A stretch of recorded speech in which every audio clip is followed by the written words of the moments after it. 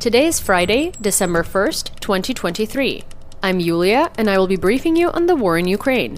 The key topics in today's exclusive report are major sabotage near Mongolia, Comrade General Storm attacks Crimea, US aid, and our investigation into the FSB. First, the contact line.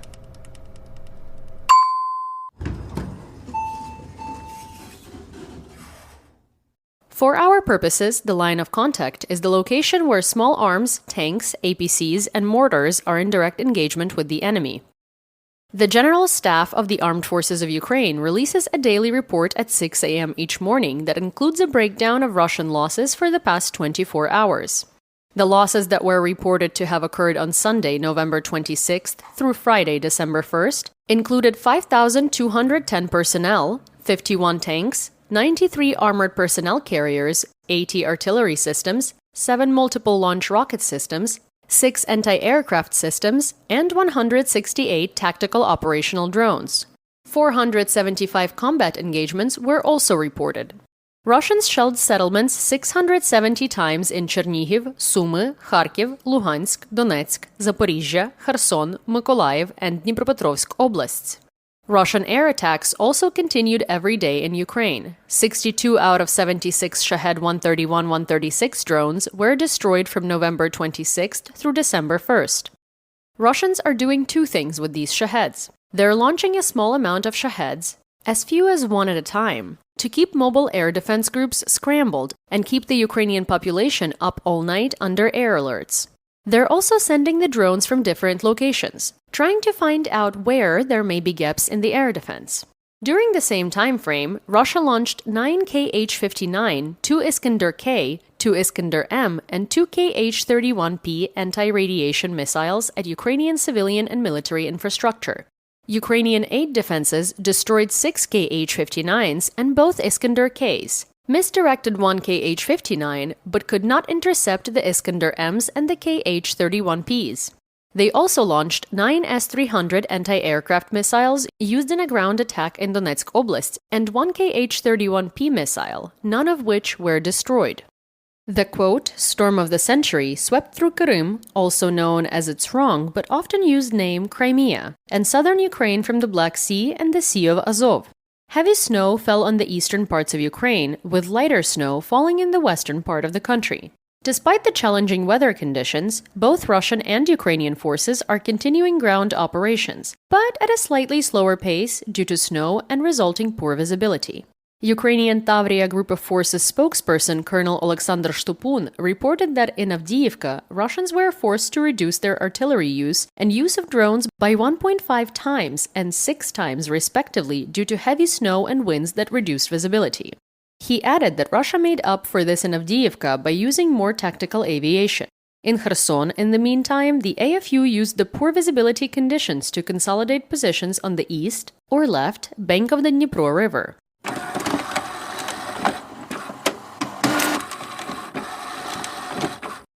The Khortytsia Operational Strategic Group is responsible for the Kupiansk, Liman, and Bakhmut axes in the northeastern part of Ukraine.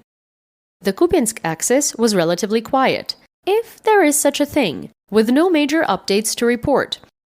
On the Liman axis, the General Staff reported a huge increase in assault operations in the Serebryansky Nature Reserve on November 30th, with 24 attacks recorded.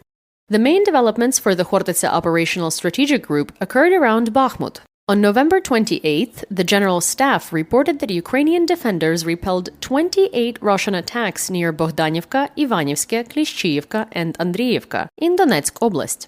On November 29th, Deep State, which uses information from Ukrainian soldiers on the front, and therefore may have a different perspective than the General Staff or political leadership, reported that Hromove, a settlement northeast of Bakhmut, was partially captured by Russian forces.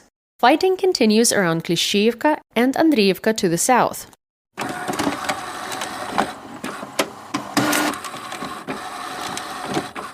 The Tavria Operational Strategic Group is responsible for the Avdiivka, Mariinka, Shakhtarske, and Zaporizhzhia axes in the central eastern and southeastern part of Ukraine.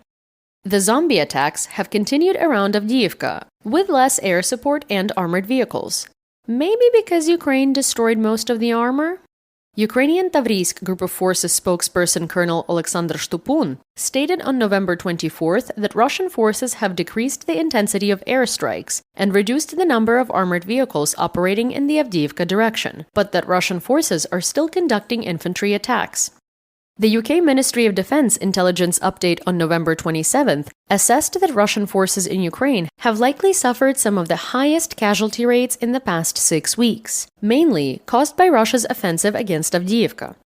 Russia's losses have reached a daily average of 931 troops throughout November, and said that the General Staff's reporting is plausible. You know what, the UK MOD? We can do you one better.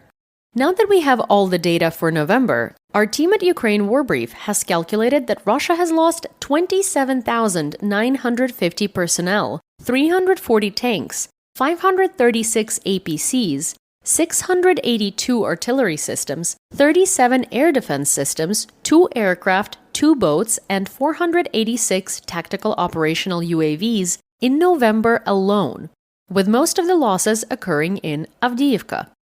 The Russians, on average, lost 931.666 repeating personnel. I think the devil's number is right on the money here. 18 APCs, 23 artillery systems, 1.3 air defense systems, and 16 operational tactical UAVs per day. Per day! The AFU inflicted casualties on 300,000 Russian personnel by early November, since the full-scale invasion began. At this rate, they will reach 400,000 personnel by February 15th. The AFU is able to inflict such high casualties because they have the advantage of being the defender. They've also used tactical retreats to outsmart the Russians.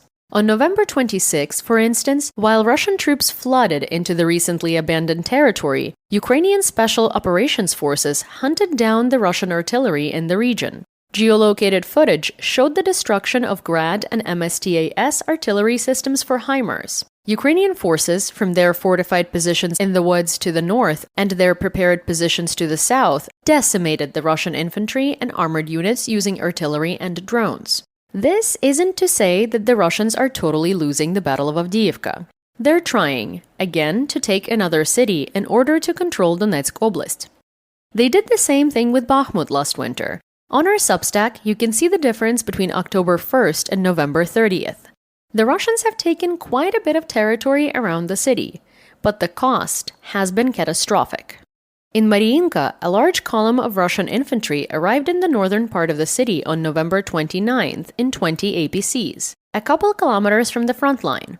On December 1st, Russia took full control of the city. The AFU previously held 17% of the city, but was forced to withdraw.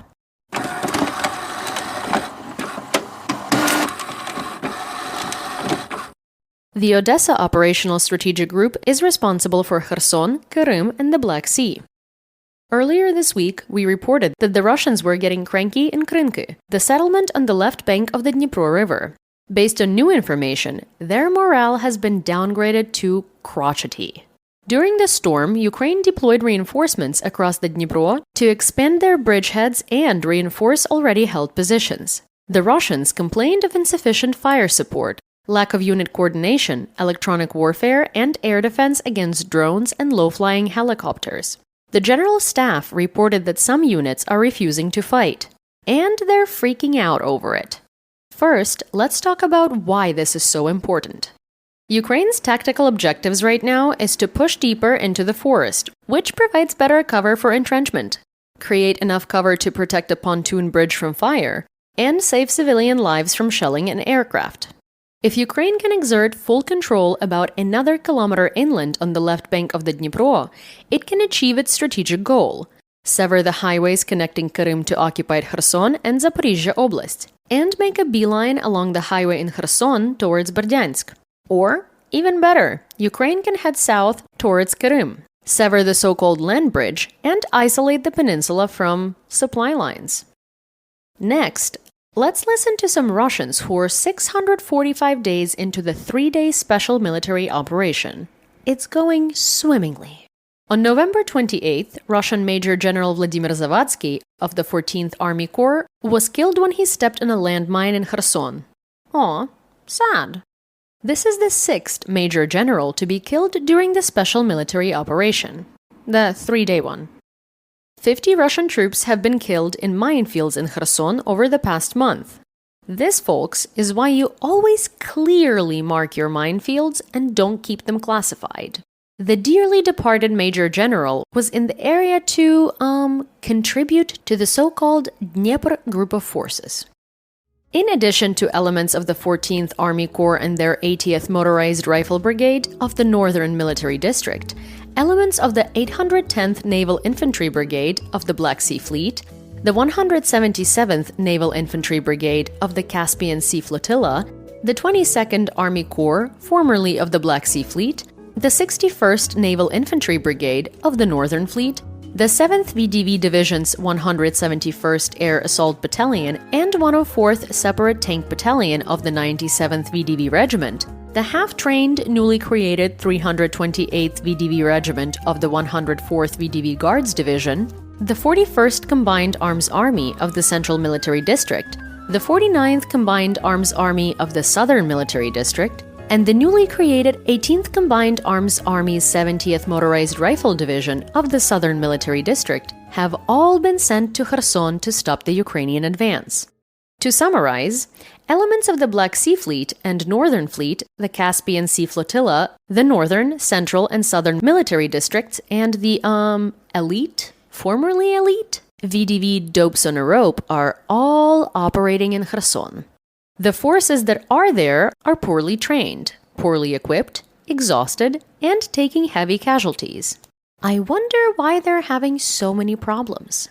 On November 27th, Russian soldiers who were fighting in Qırım posted a video saying that their commanders were insane. They said that they had been actively fighting for 4 months without rotation. They complained that their commander, Colonel Alexander Vladka, continuously lied about the stability of the situation. And because the high command believed him, they did not allocate more troops and ammunition to the Kherson front. As a result, 80% of the people from their battalion are killed or wounded, and they also have to ration their ammunition. They are now refusing to assault islands in the Dnipro held by Ukrainians because it's a suicide mission. They could just, go home. We are following what's going on in Kherson very closely. Now, the temporarily occupied territories.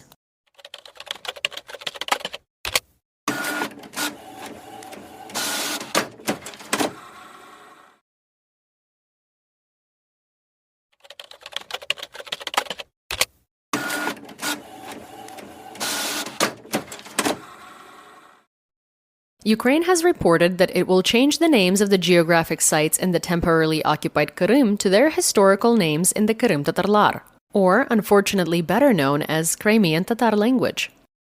We talked about this in an earlier episode for subscribers only. Qırım Tatar is a Turkic language, and the Turkic toponyms will be used. Names on road signs, new maps, and on maps that already exist will be updated to reflect in Qırım Tatar. Shout out to Rade, who is our go-to for anything related to the peninsula. She explained to us why this is really important, and we hope to have her on the podcast soon. Her mother still lives in occupied Qırım. Only 25% of Qırımlı, that's the real name of the Crimean Tatar people, still speak Qırım Tatar at home, and the language is in danger of going extinct. Worse, the current names in Qırım were assigned by the Russian Empire.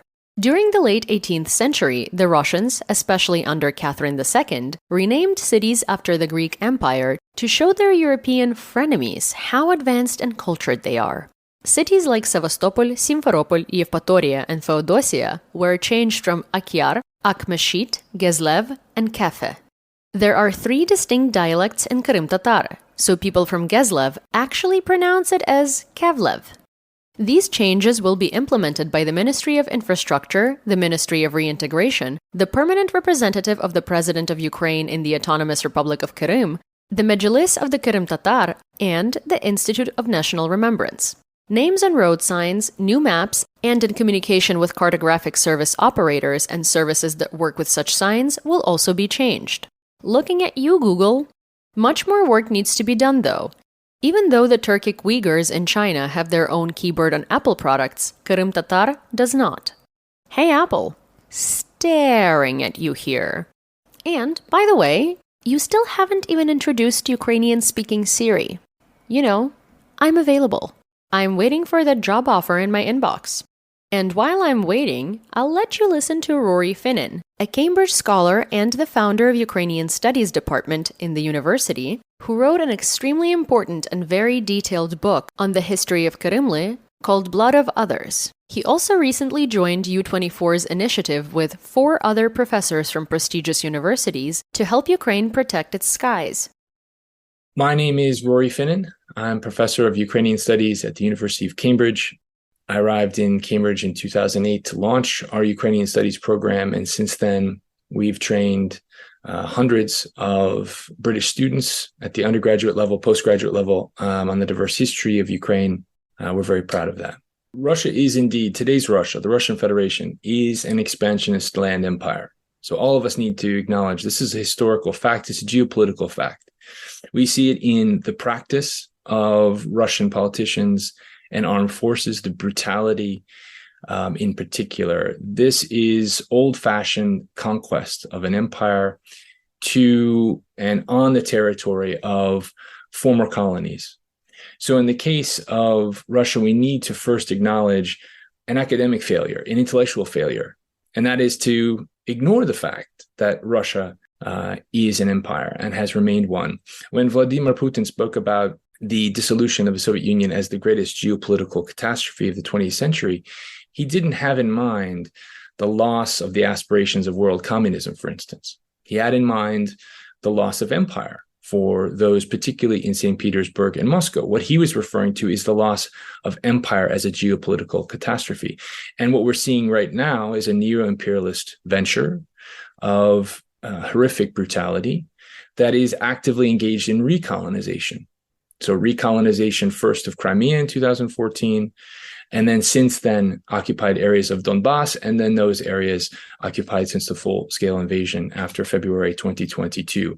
So for us in the West, we need to acknowledge this basic fact that Russia is indeed an expansionist land empire and that is actively engaged in recolonization right now. So why are the Crimean Tatars first, if we look at them as an example, so important? Largely has to do with the centuries of the existence of the Crimean Tatar Khanate. And this is a history that, of course, Moscow is not interested in us focusing on at all. But the fact of the matter is, over centuries, Russia has tried to efface the Crimean Tatar presence on the peninsula. And it is now very invested in crafting Crimea as some sort of Iskono-Ruskaya Zemlya, this primordial Russian land, and it's nothing of the sort. In fact, the Kharkiv-based poet Boris Chichibabin in the 1960s said, "This is not Russia at all." And one only needs to visit Crimea and spend time there walking through abandoned towns and villages which used to have Crimean Tatar names to understand that this inheritance that is not Russian is present everywhere in Crimea. But nonetheless, Crimea has become a showcase for Russian geopolitical and cultural power. And we in the West are complicit in amplifying and promoting this profile. So the Crimean Tatars are a constant reminder that this profile is ephemeral, it's superficial. And so there has been a consistent effort to destroy the Crimean Tatar nation. We see it right now with the brutal crackdowns and oppression of the Crimean Tatar community, and particularly civil society in Crimea. It's something that I think over the last 9 years, to our shame, we've ignored. So the West, in particular, I think, has engaged in this amnesia about Crimea, about this Crimnesia, if you will. And it's high time we focus on it. Before it's too late, really, before we see so much of the territory of occupied Ukraine being fashioned as somehow anciently Russian. We see this going on with places like Berdyansk, Mariupol in particular. And we have to stop this cycle. It's a cycle of ignorance that is perpetuating now violence. Comrade Hurricane attacked occupied Qırım on November 27th, assisting the AFU quite a bit. Even nature seems to be on our side. Russia installed barriers intended to protect the Kerch Bridge were washed away. Defenses on the shore in Kefe, formerly known as Yevpatoria, were destroyed. The location of a strong jamming system near Akyar, formerly known as Sevastopol, and the pens that contained Russia's naval dolphins were washed away. We hope the dolphins are free and living the life. Meanwhile, Russia continues to export stolen grain and oil from the occupied territories of Ukraine.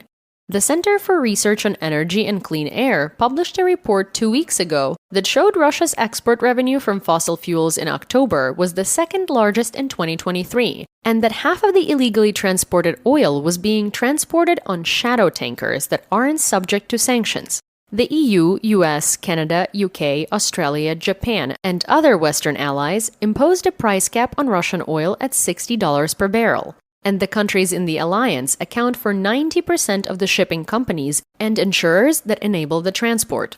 52% of Russian oil is shipped on shadow tankers, which aren't registered in ally countries and shouldn't be insured. Greek companies are suspected of skirting the sanctions. The top importers of Russian oil are China, India, Turkey, and Singapore. But Comrade General Storm had something to say about the illegal shipments. 3 ships, 2 of which had Russian flags, that were transporting illegal Russian oil collided in the Kerch Strait to the glee of many Ukrainians on Telegram. Ukrainian Navy spokesperson Dmytro Platonchuk blamed the Russians for flouting safety procedures. Russians? Violating safety procedures? Never! Oleaginous Piggly Wiggly and advisor to the illegitimate governor of Qırım, Oleg Kryshkov, posted on Telegram on November 29th that Ukraine attacked internet providers. Again. During the storm of the century, he frantically posted updates on all areas without power or roadway access, while claiming that Ukrainians were spamming the chats to escalate the situation. He claimed that the fire in Akhmeshit was from thundersnow, which we don't believe. We always know that something is up when Kryshkov is whining about something on Telegram. It's his thing. And also, I guess, Ukrainians spamming Telegram is payback for Russia's $1.5 billion disinformation operation in Ukraine. More on that later. Mariupol continues to suffer under Russian occupation. Satellite images of thousands of mass graves were released on November 29th. Worse, Patron Rushenko, advisor to the mayor of Mariupol, reported on November 27th that radiation levels in the city spiked to over 15 times the safe level. The radiation spike was recorded on Pishchany Beach, in the port area. Russian propagandists tried to attribute the radiation to a normal event after a storm. Andrushenko, however, explained that it's because the cumulative equivalent of TNT dropped on Mariupol exceeded that of Hiroshima and Nagasaki. There is a small amount of radiation in each bomb and rocket, which have nothing to do with the storm that hit the coast earlier in the week. Now, the home front.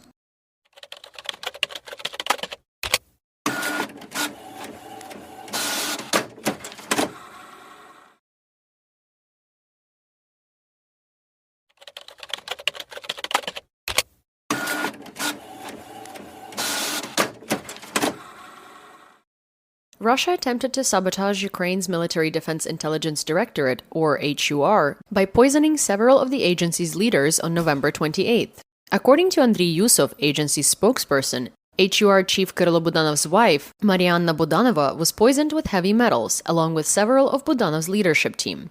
Budanova was hospitalized because her exposure to the toxins resulted in a more concentrated dose compared by body weight to the other victims. CNN reported that Budanova was poisoned with arsenic and mercury.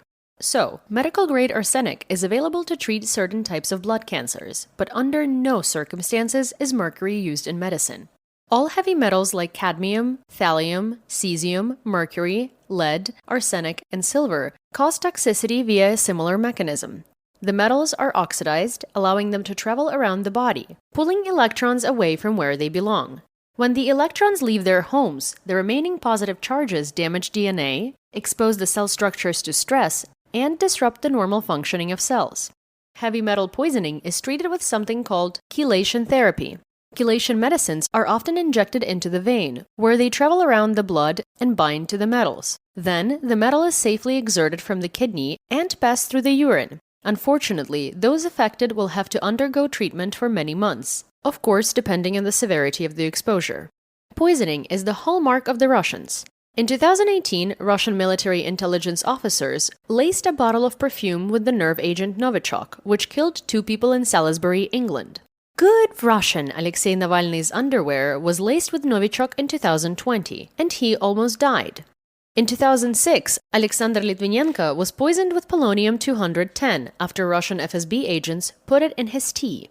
In 2002, traces of aerosolized carfentanil were found on Chechen fighters who held a Moscow theater hostage. Alexander Perepelichny was poisoned in 2012 in Surrey, England, with rare toxin from Asia called gilzemium. Viktor Yushchenko, Ukrainian president who defeated Viktor Yanukovych in 2004, was poisoned with dioxin, the active ingredient in Agent Orange. Going back as far as 1953, the KGB used thallium to poison a defector in the United States. I'd note that all poisonings violate the Chemical Weapons Convention Russia signed in the aftermath of World War I. Russia signed something. Haha. Governor of Zaporizhzhia Oblast Yuri Malashko gave a news conference on November 24th, saying that authorities discovered that nearly 500 tons of humanitarian aid, including food products, were stored at 3 businesses in Zaporizhzhia without proper documentation. Malashko said an investigation is ongoing into criminal negligence. Quote, "Tons of food products sent to the Zaporizhzhia Oblast in 2022 have deteriorated due to criminal negligence. We will do everything in our power to hold accountable the individuals responsible for this criminal negligence." End quote. The Ukrainian Ministry of Defense has been caught in a couple of scandals related to procurement under the leadership of former minister Oleksiy Reznikov.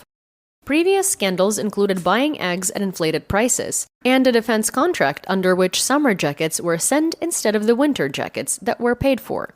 Although Reznikov resigned because of the 3 scandals, there is no evidence saying he was involved. Sticking with the corruption era here, the State Security Services of Ukraine, or SBU, charged military officials in Kyiv Oblast for illegally selling food from supplies designated for the military. The corrupt officials stole at least 30% of the supplies in one military warehouse and then sold them to shops, restaurants, and markets for a total of $138,000. What a throwback Thursday to 2013 Ukraine under Yanukovych, or 2003 Ukraine under Kuchma. I've missed it. Not really. Sidebar: the food in Ukraine is amazing. I have a couple of anecdotes here. The Ukrainian version of the Cliff Bar is called Eat Me. After the full-scale invasion, Eat Me developed a nutrition bar for the military, which was included in all MREs, also known as rations. Like so much other food produced in Ukraine, Eat Me has much less sugar than similar US brands, and still maintains a dessert-like taste. And while I have your ear here, and this is very not sponsored, unfortunately, there is another brand of Ukrainian food bars called Fizi that ships to the United States. They have 2 versions of their product, Guilty Pleasure and Protein Guilty Pleasure. You can order them online and try them out if you want. We've sent those bars to many friends on the front line, and they really like receiving them in their care packages. Also, Fizi, if you're listening, we're not saying no to a sponsorship, so hit us up. President Zelensky dismissed the deputy heads of Ukraine's National Guard on November 24th. First Deputy Command Yuri Kondratyuk and deputies Alexander Nabok, Oleg Sagon, and Mykola Mykolenko. In July, Alexander Pivnenko was appointed as the commander of the National Guard. So these dismissals were expected as Pivnenko brings in his own leadership team. The National Guard is part of the Interior Ministry and is responsible for public security. Their troops are also fighting on the front. One of the more famous brigades of the National Guard is Azov. Last week, during his nightly address, President Zelensky confirmed that the General Staff has created a plan for reservists who joined the military prior to the full-scale invasion. Reservists who were mobilized prior to February 2022 have been stuck in a limbo. For legal reasons, the reservists can't be discharged, but also can't be sent to the front. The plan would demobilize those reservists and then remobilize them so they can join others fighting on the contact line. We've got another misbehaving people's deputy on our hands. Mariana Bazuhla, deputy head of the Verkhovna Rada's, or the Ukrainian Parliament National Security Committee, claimed that General Zaluzhny, commander-in-chief of the AFU, hasn't provided the military with a plan for 2024, and that he should therefore step down. The public comments are bizarre. Zaluzhny made it very clear even in English in The Economist, what Ukraine needs to do to win the war. Bazugla is a member of President Zelensky's Servant of the People Party, and the committee didn't even ask for a plan. Ilya Samoylenko, chief staff officer of the Azov Brigade, responded to Bazugla, saying on Twitter, not X, it will never be X, it's Twitter, that, quote, "The military does have problems, and the military solves them. The military also solves the problems of everyone else, the way we know how. Plans of the General Staff are not a question of discussion among deputies or civilians. It's not their jurisdiction, and asking for those plans is outside their jurisdiction. There is this thing, subordination. Rabid dogs are not aware of it." End quote. Let's clarify this quote a little here. He's saying rabid dogs can't subordinate because they're rabid and out of their mind.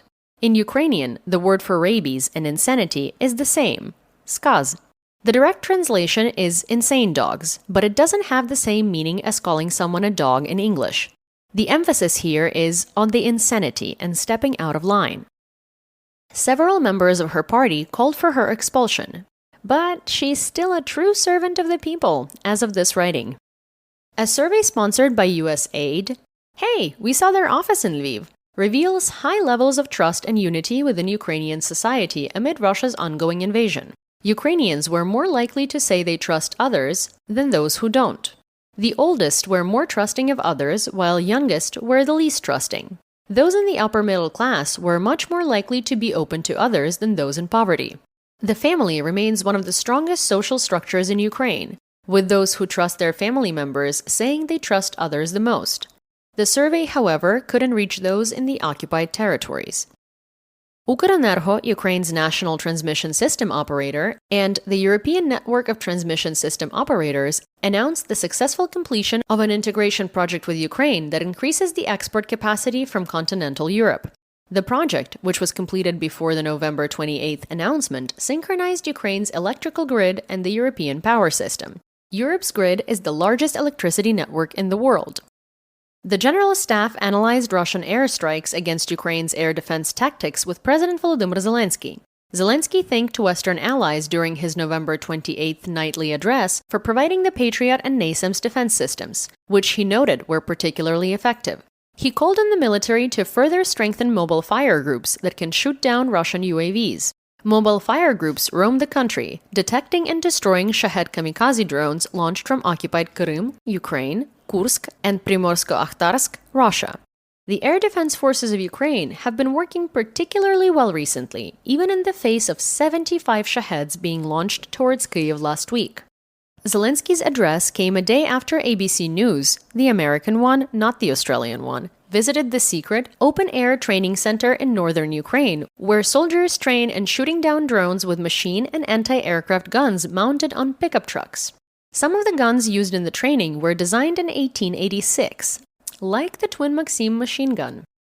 Lieutenant General Serhii Nayev, who is responsible for air defense in the north, told ABC that, quote, "Everything we have, all the help we get, we use to create mobile fire groups to fill every inch of space here.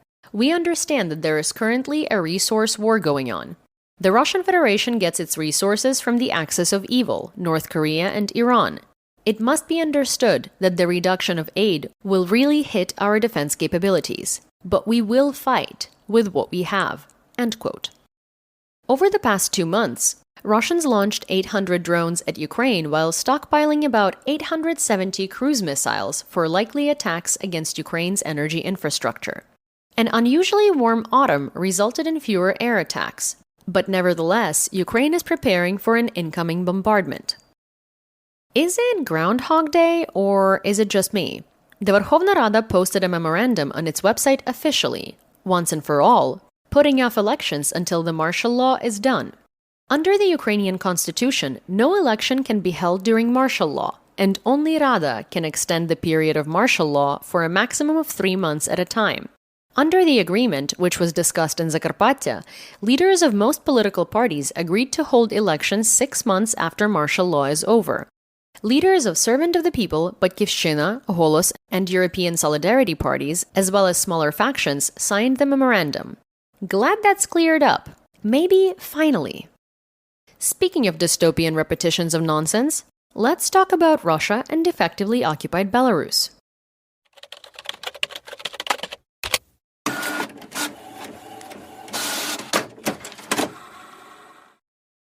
The girls are fighting! The bickering in the Russian ultranationalist mill blogger, community feels like the Real Housewives on Bravo. Keyboard warriors Romanov 92, Moskальков, 2 majors, and 13 got into a scuffle after one of them had family members threatened by Ramzan Dondon Kadyrov's Chechen Akhmat forces. Moskальков shut down his Telegram channel on November 25th, although by November 30th he was claiming that it was an accident. ISW and other OSINT researchers wrote up an extensive play-by-play of the catfight. Okay, let's take a step back here. The fact that the otherwise reputable ISW took the time to document and analyze this pissing contest among Russian disinformation sources is more than funny. It betrays a truly disturbing reliance by those in the West searching for daily content, and a willingness to accept information spoon-fed to them by agents of the Russian government's disinformation apparatus. Perhaps our friends at the ISW and others need to take another look at this and ask themselves, what value are they generating by using their time to document turbo-patriot infighting? The US State Department published the 5 pillars of Russian disinformation through its Global Engagement Center. They are official government communications, state-funded global messaging, cultivation of proxy sources, weaponization of social media, and cyber-enabled disinformation. Russian Telegram mill bloggers like Wergonzo continuously fall into state-funded global messaging, cultivation of proxy sources, and weaponization of social media. We urge our Western partners to use extreme caution when relying on these Russian channels for information. On the night of November 25th, Ukraine sent up to 20 UAVs into Russia, which headed across the Sea of Azov, Tula, Kaluga, and Moscow. Reports varied widely, with Russian sources saying all the drones were shot down by air defense. Tula's governor said at least 3 buildings were damaged, and 1 casualty was reported. During the night into Sunday, operations at Vnukovo and Domodedovo airports in Moscow were temporarily suspended. Me thinks it's about time to shut down these airports permanently, so they know what it's like to live in Ukraine. Russia moved yet more military gear from its western borders with NATO. I thought the whole point of this special military operation was to protect Russia from NATO. UK's Defense Intelligence reported on November 26th that Russia moved strategic air defense systems from its Baltic coast enclave of Kaliningrad to backfill recent losses on the Ukraine front. Kaliningrad, which used to be called Königsberg, borders Poland and Lithuania, and is just 40 miles from effectively annexed Belarus. It makes no sense for Russia to move military assets away from their exclave, given that it's surrounded by NATO countries. Russia moved S-400 Triumph air defense systems and Iskander-M ballistic missiles for use in its war in Ukraine. The Ukrainian Ministry of Suspicious Fires has been very busy. No, that ministry doesn't exist, but maybe it should. The Moscow Times reported that an explosion followed by a large fire erupted at the Chelyabinsk tractor plant in Russia, near the border with Kazakhstan in the Ural Mountains. The plant produces engines for T-72 and T-90 tanks, Terminator armored fighting vehicles, and self-propelled artillery. Just 15 days ago, we reported another explosion at a gunpowder plant in Kotovsk that makes gunpowder for artillery. Russians took to Telegram and Krynki complaining they lacked gunpowder. Aw, sad. They really should get serious about fire safety. An anonymous HUR source told Hrushevs'kyi that the explosion at the aircraft manufacturing plant on November 26th in Smolensk, Russia, was its doing. The Russian MOD claimed that it shot down a drone over the city. Vasily Anokhin, acting governor of Smolensk Oblast, said there was no damage or casualties, but that doesn't really match the video showing the plant going up in flames. Smolensk is about halfway between Moscow and the border with Ukraine, 350 kilometers from both. Aw, equality. Further east, Ukrainska Pravda reported that the SBU destroyed the only major railway connection between Russia, China, and North Korea. On November 29th, an explosion was reported in the Severomuyski tunnel along the Baikal-Amur main line in Buryatia region. The tunnel is nearly 2,500 miles, or about 4,500 kilometers from the border with Ukraine across the Asian continent. Okay, So this tunnel is a BFD, as it were. The Severomuyski tunnel is Russia's longest railway tunnel, stretching over 15 kilometers. It took from 1975 to 2003 to complete. Engineers described the rock that it had to cut through as extremely difficult, with, surprise, reservoirs of water and very high air pressure. It casually took only 28 years to finish construction. Buryatia region in Siberia borders Mongolia, and the Baikal-Amur main line route is the only major railway that connects China and North Korea to Russia. The SBU allegedly planted 4 explosive devices on fuel tankers, then detonated them while the train was in the tunnel. As a result, Russians were forced to use a bypass that was built in the 1980s. In the second part of the operation, the SBU detonated 2 explosive devices on a train carrying fuel on the bypass route. The bypass route includes a 35-meter-long, quote, very high bridge. This bypass is dangerous to navigate due to hairpin turns, steep inclines and declines, and Soviet-quality bridges. And trains can only travel at a maximum speed of 4 kilometers per hour. With both the bypass route and the tunnel out of service, it's not clear whether North Korea and China can still send arms shipments via train.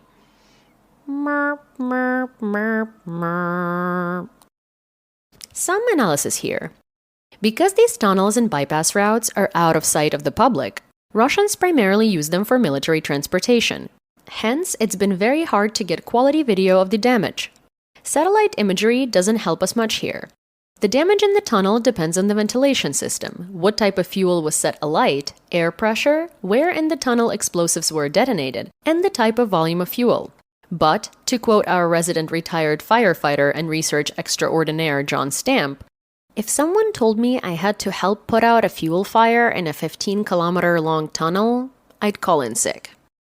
Time will tell the damage to Russian supply routes. Open source intelligence should be helpful once we have satellite images of the bypass become available, along with data on increased maritime trade between Russia and North Korea. All is going to plan. Finally, Russia announced on December 1st that it was increasing its recruitment target to 1.27 million personnel, or 15%, in 2024. In a post that we've liberated from the Kremlin's website, the Russian MOD announced that it wouldn't start mobilization or changes to subscription, but the additional 170,000 troops will join the military through a recruitment drive, aka mobilization. The Kremlin said it was afraid of NATO. If the Kremlin is so scared of NATO, why did it withdraw so much military equipment from their NATO-surrounded exclave, Kaliningrad? There is this Russian saying. It is literally translated to, you can't understand Russia if you are using your brain to do it. And you know what? Умом Россию не понять indeed. Next, news worldwide.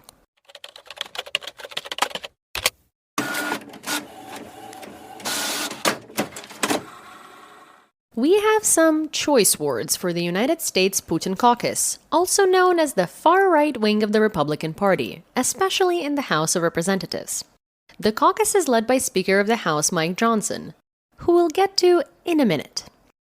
A source on the Hill said that the House is drafting the language of the supplemental aid package to Ukraine starting next week. Now is the time, if you're in the US or a US citizen abroad, to call your representative in Congress and urge them to get off their asses and pass the $60 billion supplemental security bill for military support to Ukraine. For Ukraine to win faster, the bill's language must include maxing out short-term military aid and the expenses of long-term military and humanitarian aid, front-loading military aid by mandating sending half the aid within 3 months of passage, and allowing Ukraine to receive modern weaponry, like Israel. By putting this language into the bill, it forces the administration to lift restrictions on the quantity, quality, and timelines of military aid. Not to say that the Biden administration has done everything it can. According to publicly available information, the president let $1.9 billion, yes, that billions with a B, in presidential drawdown authority expire. Worse, the administration is sitting on nearly $3 billion in U.S. Security Initiative funding that's barely been used. Biden should release the aid now. And if you're in the DC metro area and would like to urge your representatives to get off their asses and pass the bill faster, in person, we strongly recommend that you attend the rally in support of the passage of the Ukraine aid bill this Sunday, December 3rd, in front of the Capitol at 3 p.m. in Washington, D.C. We are going to be there. So, at least come to say hi. We know that politics comes first. We can see how Biden may have tried to withhold some funding from Ukraine to push Congress to act urgently. However, Biden wasn't gambling that Hamas would start a war with Israel, nor that Speaker McCarthy would be replaced by Speaker Johnson, and the responsibility for gambling Ukrainian lives in a difficult political environment ultimately lies with him. To be clear, Biden is infinitely better than Donald Trump when it comes to Ukraine. But better than Donald Trump is the lowest standard we'd expect. That is not to endorse Nikki Haley, that somehow has won a lot of sympathy from supporters of Ukraine who conveniently forgot that she has voted no on everything Ukraine related up until recently, until it became convenient for her to take the opposite position to Donald Trump and try and get the nomination through those voters he is not getting. Our personal take is that Nikki Haley is running for president just so she could split the vote. The vote of the reasonable people who are not going to vote for Trump but still want to vote Republican. I would also like to remind you that all of her other policies are very much in line with MAGA Christofascism. This Ukrainian here says, do not vote for Nikki Haley if you're doing that for the sake of Ukraine. She does not care about Ukraine. Ukraine's counteroffensive was frustrated by the slow walking of the delivery of weapon systems, fighter jets, air defense, artillery, and small arms ammunition too. Just because something is committed doesn't mean it's necessarily sent, as we've seen time and time again. A case in point, Reuters reported on December 1st that deliveries of extended-range glide bombs wouldn't start until 2024. The US approved Boeing's request to send the 160-kilometer range bombs in late 2022. The timeline for delivery ranged from spring 2023 to fall 2023.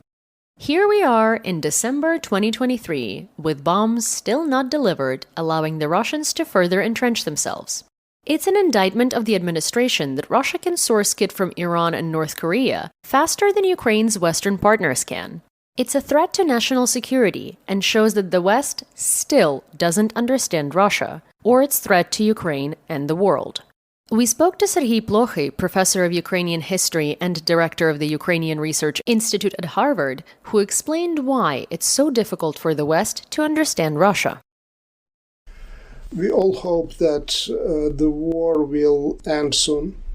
If you look at the war from the historical perspective and understand it as the war for independence against basically really declining empire, we know what the outcome of that war will be, because we have examples of the American Revolution, we have the examples of the emergence of independent states in Europe, in Africa, Asia, and so on and so forth. So the history in that sense is on the Ukrainian side. But history can't really be a good guide in terms of providing the particular chronological frame. Unfortunately, what we see from history, these processes can be long. The process of disintegration of empire can also occur very fast. There is no one pattern that one can follow. What is happening with this particular war is that Russian Federation, the current regime in Russia, started to prepare for this war a long time ago. And we know that since at least mid-2022, once the realization came that Ukraine didn't collapse, that Ukraine will fight back, the preparation started for a longer war in terms of restructuring economy, preparing for the war conditions. And that certainly suggests that the war can't be really won if Ukraine and Ukraine's allies are not prepared to fight that sort of war. That, first of all, the war was really forced on Ukraine and the world by Putin, and now the longer war, the more exhaustive war, the war of attrition, is being forced again by aggressor. So unless Ukraine is not, and its allies, again, I think allies are very important in that story, are prepared to fight that war, it's quite possible and quite easy to lose the war, not in a sense that Russia would achieve its original goals of wiping up Ukraine and Ukrainian identity from the map, political, cultural, and otherwise. That will not happen. But certainly the conditions on which the war can end could be of a sort that we already know from Minsk I and Minsk II, which instead of peace, there would be just an armistice, which will provide time for the aggressor to get ready for another aggression. So for me, that sort of peace would be tantamount to loss. The administration has resorted to a tried-and-true American tradition to cajole Congress into passing the aid package: bribery. Biden's congressional team is circulating a memo showing how much aid is going to each state. Companies in Arizona, Pennsylvania, Texas, Florida, Arkansas, Wisconsin have all received at least $1 billion each. Another $18 billion in contracts is spread across at least 25 other states. Pennsylvania, Arizona, and Wisconsin are key swing states, both for the presidency and for control of Congress. Pennsylvania received the most at $2.3 billion, followed closely by Arizona at $2.2 billion. Members of the Putin caucus in each state have voted against funding for Ukraine, including 18 out of 25 Republicans from Texas, 3 out of 6 from Arizona, 3 out of 8 from Pennsylvania, 11 out of 20 from Florida, 2 out of 6 from Wisconsin, and 1 out of 4 from Arkansas. One member of the Putin caucus was expelled from Congress on Friday, adding his or her name to the history books as the 6th member to be expelled since the Civil War. Winner of the Nobel Peace Prize, the Pulitzer Prize, the Nobel Prize in Chemistry, the Fields Medal, the Medal of Honor, and Brazilian Drag Queen of the Year, 2013, Representative George DeValder Santos of New York's 3rd Congressional District was kicked out of the House following a 2/3 majority vote. Santos is under indictment for stealing credit card information from victims, including other members of Congress, to put in his campaign. The con artist also received money from Russians tied to the intelligence services and used the funds for vacations, OnlyFans, and purchases at CVS. I might say he also used that on Botox, but that's just an assumption. You know, based on nothing in particular. You do you, girl. But seriously, get a better professional. It is really obvious. Robbie can recommend you one. He still has about 6 syringes worth of credit at his local med spa and is truly willing to share for the better good of everyone. A special election will be held in February to elect his replacement in the competitive House district. Turning now to exclusive reporting from Ukraine War Brief on the Putin caucus, Speaker Mike Johnson, Maria Butina, the ongoing failures of FBI counterintelligence, and the Department of State, Treasury, and Defense to protect the United States from Russian malign influence. Back in 2018, Special Counsel Mueller identified that a Russian shell company called American Ethane Company, LLC, had illegally donated $11,600 to Mike Johnson's re-election campaign. Johnson was forced to refund the money after it was discovered. American Ethane was owned by Russian oligarch, billionaire, and Putin ally Andrei Kunatbayev, FSB agent Mikhail Yuryev, and former Putin aide Alexander Voloshin. Yuryev was the handler of spy Maria Butina, the red-headed stooge who infiltrated the National Rifle Association and was sentenced to 18 months in prison for acting as a foreign agent by the federal judge currently presiding over Donald Trump's upcoming January 6 trial, Judge Tanya S. Chutkin. This story, well reported on at the time in 2018, resurfaced when Johnson was elected Speaker, but that was pretty much the end of media scrutiny. Our investigation found that the Russian intelligence activities of Kunatbayev and the FSB have continued unabated since then. You see, the media and the government incorrectly reported that American Ethane Company was a Louisiana limited liability company. In fact, it was a Texas limited liability company that was registered to do business in Louisiana. Texas has some advantages for Russian intelligence operatives. The Texas Secretary of State's website sits behind a paywall and charges a fee for each basic search that's free in almost every other state. Texas is also home to the Houston Tech Bridge, which is like a smaller version of California's Silicon Valley.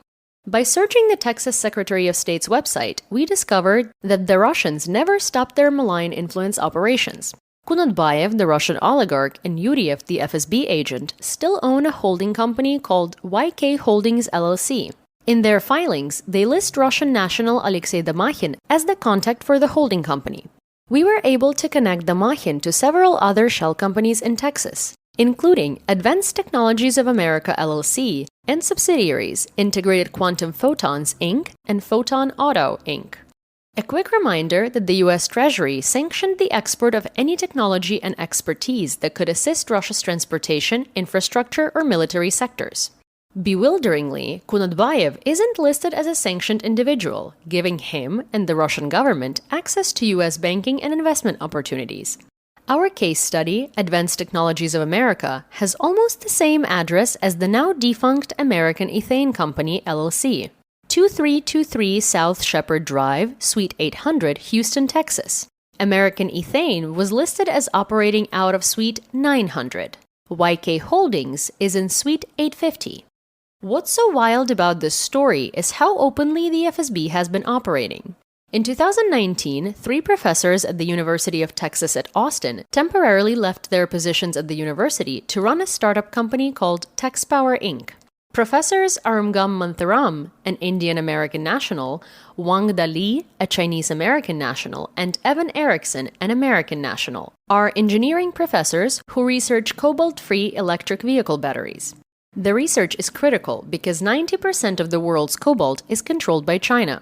TextPower received funding from the U.S. Department of Defense, the U.S. Army, and the U.S. Department of Energy, among other government agencies. Public filings show that likely FSB spy Alexei Damachin and Russian billionaire Andrei Kunatbayev purchased 46.22% of TextPower Inc. in June 2022, just 4 months after the full-scale invasion began. The transaction was completed using the shell companies Advanced Technologies of America and YK Holdings. TextPower Inc.'s website looks strikingly familiar to America Ethane's. Public filings show that Damachin is the chief operating officer of the TextPower Inc., even though he's found nowhere on their website. The company didn't respond to requests for comment. An email sent to TechPower's chief executive officer, Professor Erickson, was forwarded to his personal email address. He responded by pointing to his resignation statement on LinkedIn from October 15th. His departure leaves the company entirely in control of foreign nationals. Russia and China are likely stealing sensitive technology to evade sanctions and corruptly influence the defense sector. The company continues to attend defense conferences and continue operations, all with Russian money. The FSB's operations in Texas date back to at least 2012, and Russia has long had a consulate in Houston. We continue to investigate. Decades of Russian spying were also exposed by Radio Liberty this week. Their investigation shows that Russia infiltrated and influenced the Organization for Security and Cooperation in Europe, or OSCE, for a very long time. In October, Ukrainian investigative news outlet TV Toronto showed how the OSCE sent a Russian spy to monitor Ukrainian elections. Radio Liberty's exposé preceded the tumultuous OSCE summit in Skopje, North Macedonia, on November 30th. Poland, Estonia, Lithuania, and Latvia boycotted the summit. The OSCE was established in 1975 in Helsinki, Finland, or its lesser-known yet correct name, Suomi, as a platform for the Soviet Union and Western powers to discuss security concerns, and is currently headquartered in Russia-loving Vienna, Austria. Like the EU and ineffective UN Security Council, each member can effectively veto the actions of the organization, whose membership has ballooned to 57 member states since its inception. Russia's continued membership in the OSCE is similar to its membership at the UN. Its aim, like China's, is to subvert and sabotage its operations to undermine the United States and its allies. The OSCE has sent missions or monitors to every hot or cold conflict initiated by Russia, including Sakartvelo, known by its incorrect name, Georgia in 1992, Moldova in 1993, Kosovo in 1998, Serbia in 2001, Montenegro in 2006, Ukraine in 2014, and Hayastan, known by its wrong Russia-assigned name Armenia, in 2022. At its summit from November 30th to December 1st, Russia vetoed Estonia's bid for the chairmanship and left it without a budget. Germany, Sweden, Suomi, Czechia, and Ukraine all walked out of Russian Foreign Minister Sergei Lavrov's address during the summit, and the EU and the United States didn't even bother to attend the formal meeting. Radio Liberty's exposé showed that the OSCE has been infiltrated with Russian spies at the highest level. The OSCE General Secretariat employs Anton Vushkarnik, a former employee of the Russian embassy in Washington, D.C., Daria Boyarskaya, Putin's former interpreter, Saltanat Sakimbayeva, wife of Russian Deputy Foreign Minister Andrei Rudenko, who himself was a special representative to the organization. All of these positions granted Russia access to a wide range of sensitive information. According to a European diplomat who spoke with Radio Liberty, Sakimbayeva was privy to information regarding the operations of the OSCE's Special Monitoring Mission in Ukraine. Colleagues of Anton Vushkarnik refer to him as the Colonel.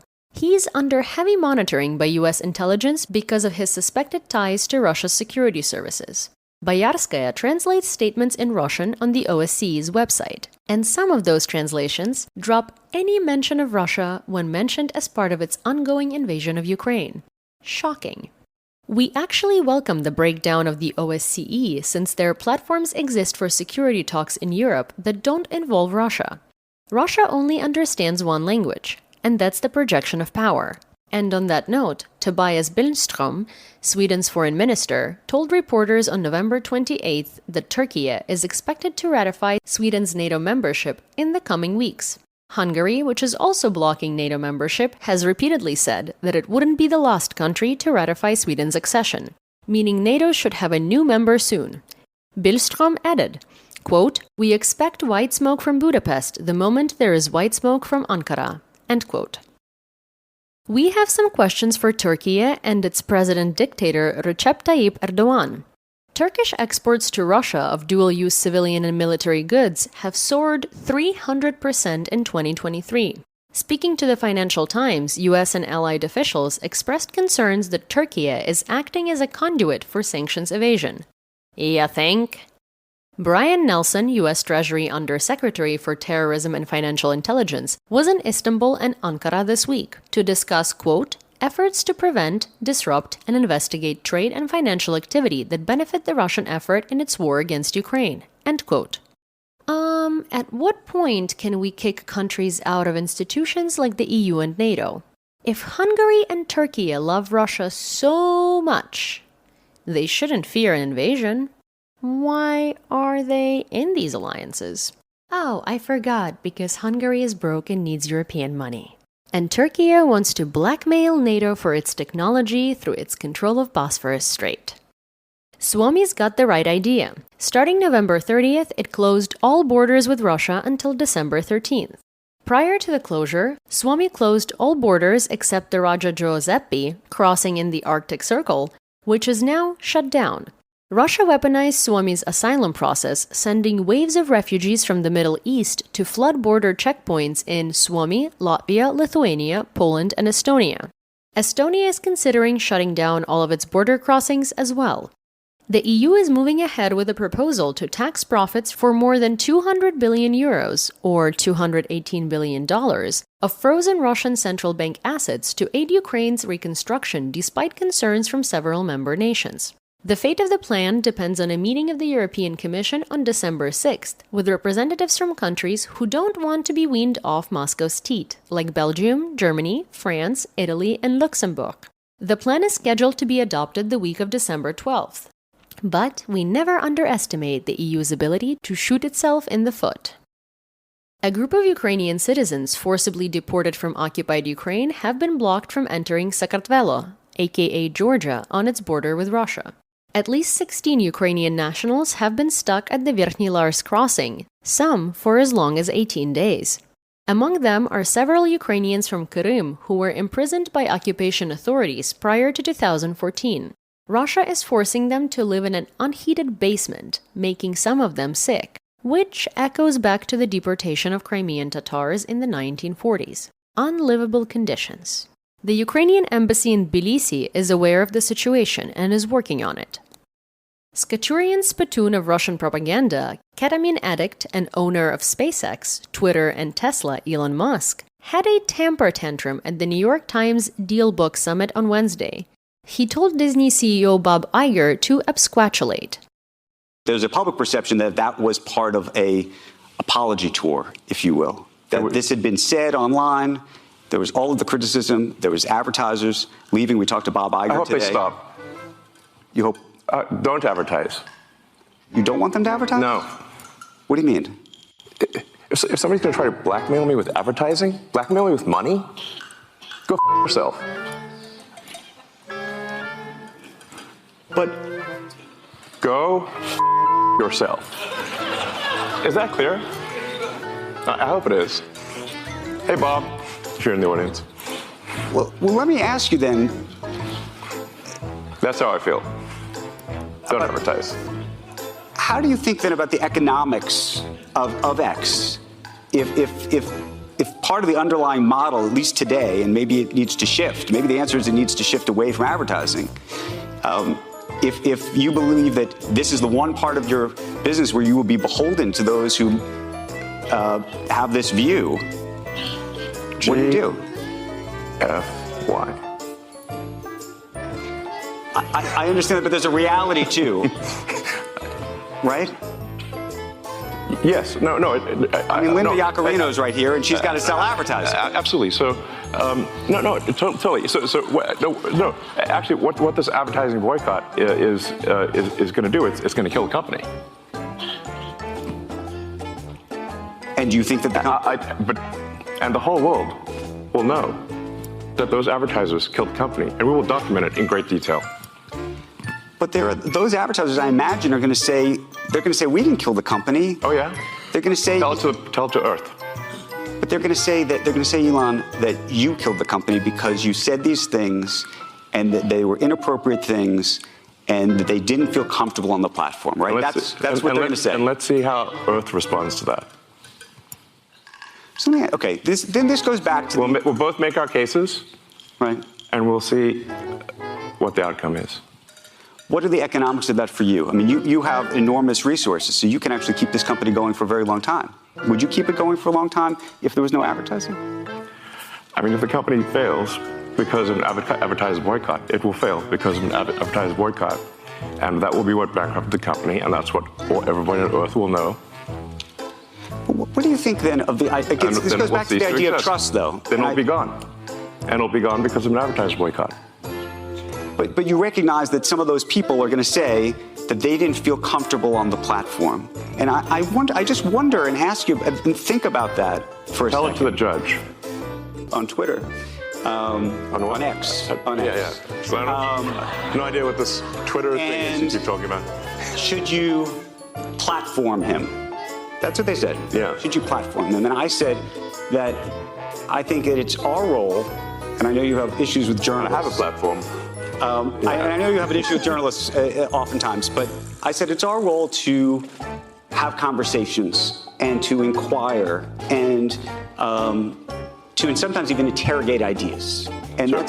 I'm hoping we can do that. So I want to start just so we can begin this conversation and just level set. Take us through everything that happened, if you could. Everything? No, over the past week and a half. How long have you got? We've got the time. Okay. You send out a post or an X or a tweet. Yeah, I don't know what you want to describe it as. Mm-hmm. I'm trying to change. Like when things were just 140 characters, it made sense to call them a tweet because there's like a bunch of little birds chirping. But when the point at which you can put like 3-hour videos on, it's like it's a very long tweet. So here we are. Post is more descriptive, I think. And at some point, I don't know where you were, but you write in responding to another tweet. Yes. This is the actual truth. And it set off a firestorm of criticism all the way to the White House. Right. And then you make this trip to Israel. You have advertisers who've left the platform. People calling. Well, the trip to Israel is independent of it wasn't some like apology tour. I want to be clear. That was. Okay, well, let's talk about that. So just take us back to the moment at which you write that. trip to Israel is independent. It wasn't like in response to that at all. Well, we'll do Israel in just a moment. And I have no problem being hated, by the way. I hear Hate you. away. Well, but you know what? Let's go straight to that then for a second. Sure. Because there is an idea, and you could say that I think you it's a don't real care weakness to want to be liked. A real weakness.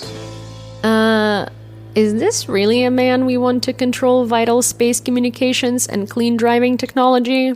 I mean, the answer is really a resounding no, but I had to ask for research purposes.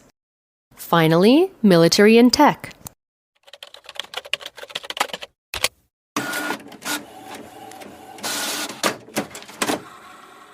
Iran has finalized arrangements for the delivery of Russian-made Sukhoi 35 fighter jets and helicopters, according to Iran's Deputy Defense Minister Mehdi Farahi. Plans have been finalized for Su-35 fighter jets, Mi-28 attack helicopters, and Yak-130 jet trainers to join the combat units of Iran's army, end quote. Iran's Air Force only has a few dozen strike aircraft assembled from a bedraggled combination of Russian and pre-1979 American kit.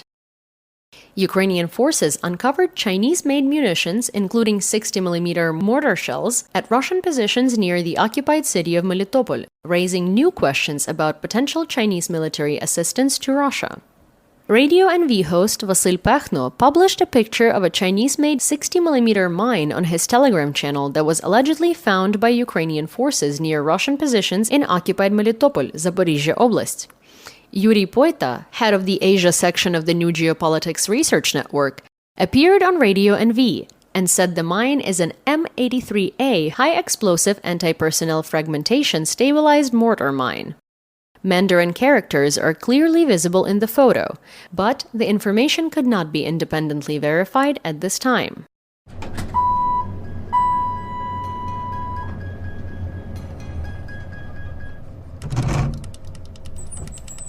That concludes our brief today. We'll convene again soon.